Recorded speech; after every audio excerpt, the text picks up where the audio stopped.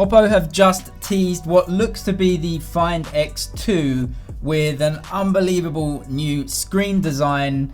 It looks really good. Let's just have a look at it. So this isn't a leak because Oppo have actually just released this in China, and you can see this incredible new screen design. The screen at the edges on the left and right sides goes all the way, almost all the way around the whole device. This is being called a waterfall screen. That's the Chinese translation anyway. That's what Oppo themselves are calling it, and yet it makes sense. The screen just falls to the sides of the device. It actually looks on there that there's pretty much zero bezel on the left and right sides of the phone now. Now, of course, Oppo aren't the only ones to be testing and that will be using a screen like this in upcoming devices. The Vivo Next 2 looks to be using a similar sort of design on that phone. And also the Mate 30 Pro coming later in the year will be using a similar design, really cutting down the bezels on both sides of the device. Whereas the Samsung, the Vivo, and also the Huawei devices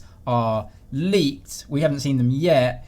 This is actually Oppo themselves just basically giving us a look at what the future device will be like. The only reason I say it might be the Find X2 is because in one of the pictures you can actually see the Find X logo. I guess that's just a subtle hint from Oppo telling us that this might be the successor to the Find X. Also, you have the two phones together, the Find X and then this new phone. So I assume this will be the Find X2. Not only having a really pronounced curve at the edges there with very small bezels, actually the curves of the screen go much further to the side of the device, giving just a much bigger screen and a screen to body ratio. The actual device as well looks a lot squarer, more squared off on the outer edges, and it appears like the screen is longer too. That's going to be very good for watching videos, watching media in widescreen formats. So basically this design is going to proliferate in more and more phones towards the end of 2019 and into 2020. Why? Well, because the unibody design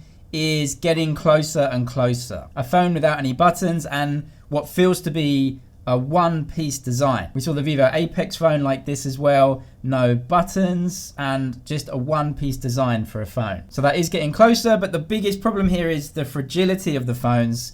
If you have this glass going all the way almost around the phone, if you drop this thing, that is 100% game over.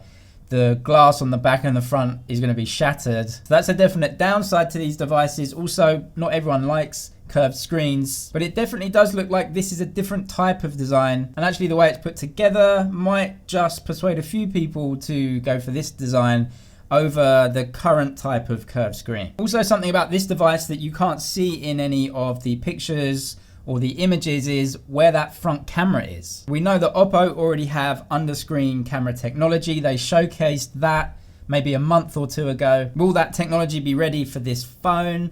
Maybe. There is nothing on the front there that you can see, so it's either in a pop-up or this might be the phone, the very first phone that Oppo releases with that underscreen camera tech. The prototype device using that underscreen tech looked similar to this new phone, but the bezels were a lot bigger. So as yet, we don't know if they'll just keep with a pop-up to give us a better camera for a selfie camera, or whether this will be actually the phone that uses that underscreen tech. So let me know what you think of this design. Is it a good call from Oppo to go with this?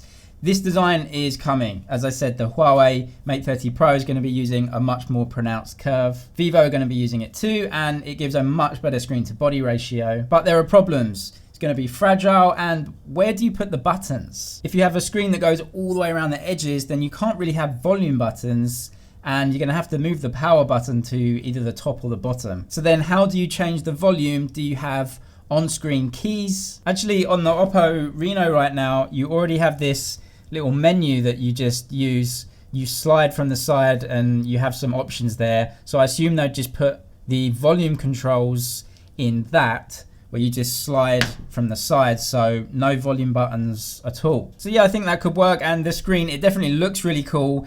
How you handle the phone and try and not touch the edges, I don't know, but it definitely looks cool. Let me know your thoughts, and I'll see you in the next one.